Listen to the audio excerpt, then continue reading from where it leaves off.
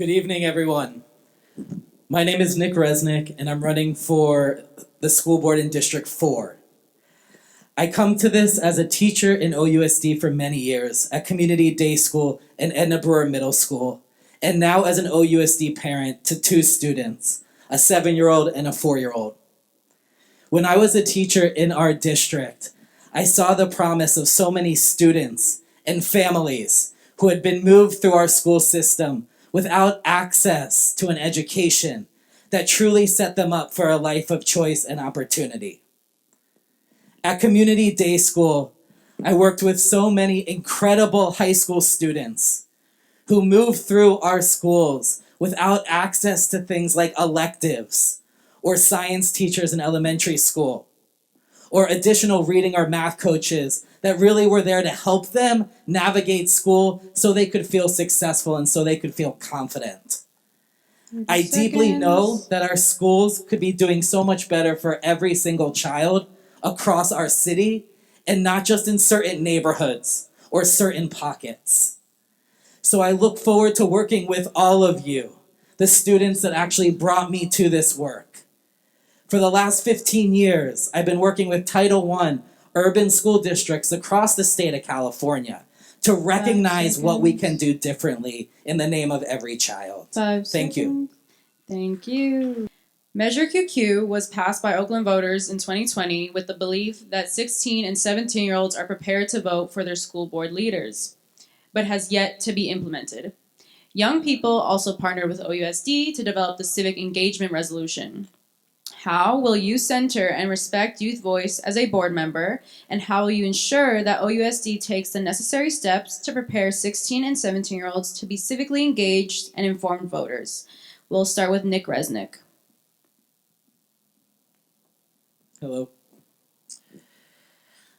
So when I was a teacher, one of the main things that I centered my classroom on was student voice and student agency. I worked closely at our school to center our students to ensure that they were making decisions that they actually saw surfacing in our cafeteria, on our grounds, in our classrooms, in the bathrooms, in the hallway. We worked together to create values, a mission, and a culture that actually allowed students to be the leaders in our school and for adults to step back and allow them to thrive. I've observed the process of the Measure QQ over the last year, and it has been incredible to see what youth can do when they knock on doors and they speak before city council, they speak before our school board. And I am so sorry to all of the students here and all of you that have worked on that process. I was looking forward to working alongside some of my previous students and their siblings and their cousins who thought they were going to have the opportunity for the first time in their life to vote, and not just vote at the federal level or the state level, but for something that mattered so deeply to them. So I make a commitment to you today that I would do everything in my power to make sure in the next election cycle. Thank you all candidates for answering the first question. Our second question: with the ongoing COVID-19 epidemic and recent incidents of violence that have transpired in Oakland schools, health and safety is an ongoing priority for students. The mental health resolution was passed in 2021, and the George Floyd resolution was passed in 2020. Both were designed with our safety and support in mind. However, there seems to be a disconnect between resolutions passing and being implemented effectively. How will you ensure that these resolutions are implemented with fidelity so that students on campus feel safe and supported?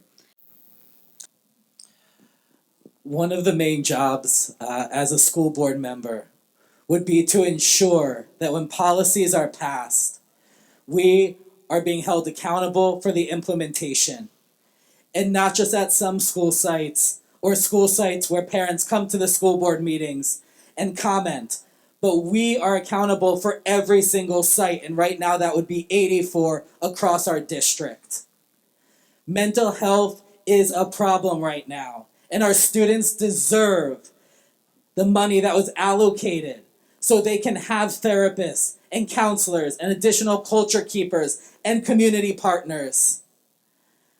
I have been working with different counselors at school sites across District 4 to better understand the services being provided for our children. And what I have heard is that it's based on the principal, could be based on the PTO, or it could be based on if they have additional money allocated. And that is not what the policy indicated or the money that was allocated to make this happen. Additionally, thinking about disciplinary practices and the George Floyd resolution, that is something, again, that we need a committee structure on the board level. So there is an agenda item every single meeting that allows us to speak about the policies that are implementing you that we have already passed. Students of color make up the majority of OUSD, and yet despite recent policies, we don't feel centered in district curriculum or equitably resourced. For example, ethnic studies has yet to be implemented across the district. Similarly, the Reparations for Black Students resolution seeks to address many of the issues facing Black students and families, but OUSD has yet to put many elements of that resolution into motion. What will you do to ensure these policies and resolutions that center students of color in OUSD are a top priority? So I very deeply believe that none of our students can grow up feeling confident and empowered with who they are if we're not talking about their identities and their histories in every single one of our classrooms. As a trans and queer identified person, I know what it feels like to be surrounded by people who are not talking about you, not talking about your history, not talking about the power that has come when your community has organized on your behalf to give you the rights that we all have today. Every day, I work with school districts across the country that are interested in bringing more diverse curriculum into their schools and into the hands of their children. So those children have the opportunity to move through life, recognizing that their history is powerful and that history has contributed to our country and has contributed to this world. As a school board member, I promise to bring that lens with me to all policy decisions and budgetary decisions to ensure that we are centering students' diverse perspectives in everything that we do and honoring the diversity that each one of you brings to the classroom. Thank you, candidates. This is our last question. OUSD has struggled with its finances for many years. We're excited that increased funding for community schools is coming from the governor, but we know structural issues continue with the OUSD's budget. What do you feel are the biggest challenges with OUSD's budget, and how will you engage students, families, and educators to ensure that their voices and experiences inform budgetary decisions? So Oakland is known within the budget, if you look at the different line items, to invest in a number of different things. And when you invest in a number of different things, you have to spend money on the program, you have to spend money on staff, and you have to spend money on central office. And so what I want to do is make sure that every decision we are making as a school board and every budgetary item that we approve, we are informing the community how that is going to look for children in classrooms. Not every dollar spent is going to reach every school, and parents and the community should understand that and be able to advocate for their site, for their community. Another thing that I'd want to note is that we have one of the most rich districts, the biggest 50 districts in the state of California. We are the third in terms of how much revenue we have, but we pay our teachers the least. In order for us to have a district that is serving our students, we need to retain our teachers, which means we need to compensate them more. In order to do that, we're going to have to say no to some other things.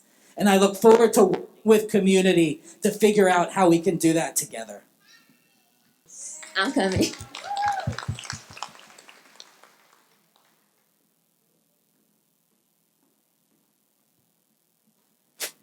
Hi, my question is specifically for the District 4 candidates, and my question is about the current school closure. So, when you come into office, what will you do about the current schools that are closing, and what will you do to fight to keep some of our schools open? Thank you for asking this question. So my goal to get on the board would be to better understand why the use of the equity rubric was not used in the creation of the school closure list and the reasons why those schools were selected.